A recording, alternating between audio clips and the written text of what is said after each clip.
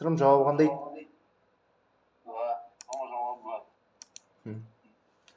Принтсі қандай мән шығарады? Бір қарайық. Я, дұрыс.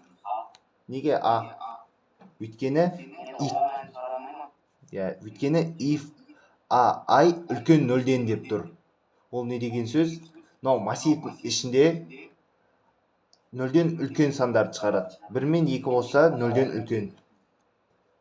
Кетті келесі. Программадағы if I кіттай 0 операторының қызметі қандай деп ойлайсыңдар жауабын? Дұрыс. Қателесіп, мен байқап жүрмін, теріс санды енгізу дегенді белгілеп жүрген бір оқушылар бар 11-ші сыныптың. Ол қате. Өйткені мына жақта енгізу емес, if болып тұрған соң шартты тексеру жүріп жатыр. Келесі сұрақ. Төменде көрсетілген анықтаманы сәйкестендіріңіз. Лицензияланған программа дегеніміз қайсысы? Пайдаланушы лицензиялау туралы ережелерді Сырым, айтшы. Лицензияланған программалар деген қайсысы?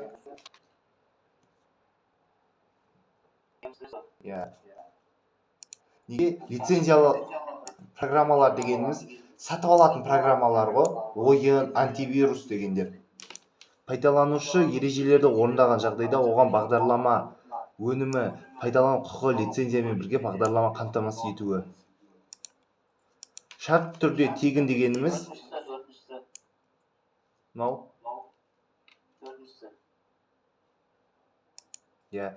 шартты түрдегі тегін дегеніміз тек белгілі бір уақытқа ғана тегін беріледі. Дұрыс айтасың, пробный подписка. Төменде көрсетілген мәліметтерді анықтаңыз. Бұлттық технологияны пайдаланудың тиімді жақтары. Бұлтты технологияның пайдаланған тиімді жақтары біз ақпаратты кедергісіз алмаса отырып, өзара бірлесіп жұмыс істей аламыз. Өйткені неге? Біз тек бір жаққа тұрақты болмаймыз да. Ол ақпараттар басқа әртүрлі жақта болған соң, интернетте тұрған соң, біз кіре аламыз да қолдана аламыз ол кез келген жақтан. Бұлттық технология пайдаланудың тиімсіз жақтары қандай деп ойлайсыңдар? Оқушылар? Өтініш ағай деп сөйлейік. Төмендегі көрсетілген мәліметке сәйкес сурет көрсетіңіз. Қосақталған кабель дейді. Ол қайсысы? Дұрыс. Ай, молодец, Ернұр.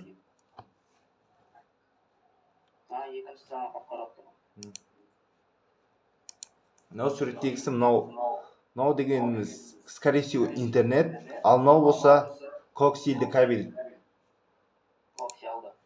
Коаксиалды. Төменде кірістірілген функцияның атқару қызметін көрсетіңіз. Average дегеніміз не? Average деген, дұрыс, орташа мән дейді оны. Min дегеніміз не істейді? Ернұр жауап береді. Жақсы. Программа нәтижесі I тең 1, while true. If I бөлінген 3 тең 0, break. Print I дейді. I плюс 1. Бірінші не істейміз? Бірінші не істейді? Бірінші 1-ді шығарады, Мынаны түсіндіре салайын, но қиындау ғой шамалы. Түсіндіруге болатын. Бірінші нені шығарады? Бірінші 1-ді шығарады, Артынан қайттан жүреді. Ол 3-ке бөлінген 0-ге тең емес. Значит, тоқтамайды. Оған тағы бір қосылады. 2 болады. Кетті. I бөлінген 3 тең 0. Break болған жоқ. Print I 2-ні шығарды. I-ға 1-ді қосты. 3 болды. Бірақ 3 шықпайды, 3 болып барады. Ол 3-ті 3-ке бөлгенде қалдық қанша? Сырым айтшы. 0, дұрыс Ернұр. Мен сұрап отқан қалай еді, айта өтейін. Сұрамадың деп тағы түйсесің ғой. По настроению можно.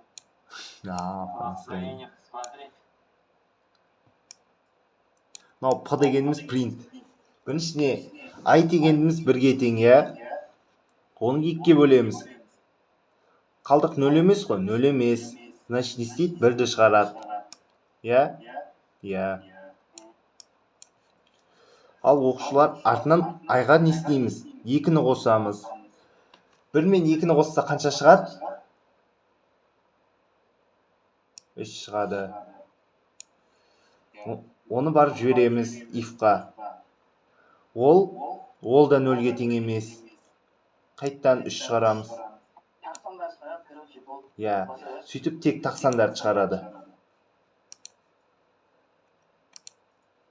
Бір жағында қателесіп қалмайық.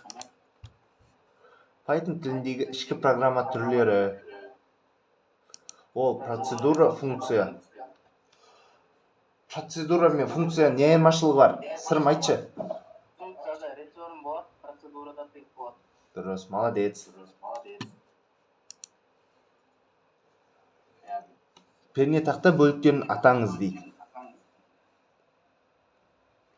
Бүйтіп ойланып көрейік. Символдық, функционалды, осында 3-сі бар, әйде. Нұсқаулық, функциялық, символдық, нұсқаулық. Бұлай ойланып көрейік. Клавиатурада геометриялық пернелер бар ма мысалға? Жоқ, я ондай геометрия қатысы бар ештеңе. Музыкалық дегенде жоқ. Значит, жауабы қандай? Функциялық, символдық, нұсқаулық. Сілтемелі пернелер дегенде қате, өйткені бір шетке сілтеме болатын кнопка жоқ қой, мысалға, клавиатурада, я? Мен білмеймін, сілтемелі пернелер деген просто жоқ.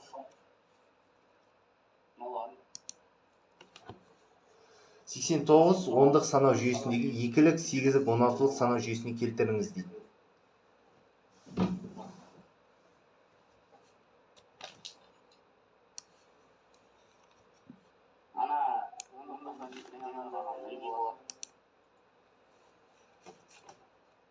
Дейсің ба? Я, дұрыс.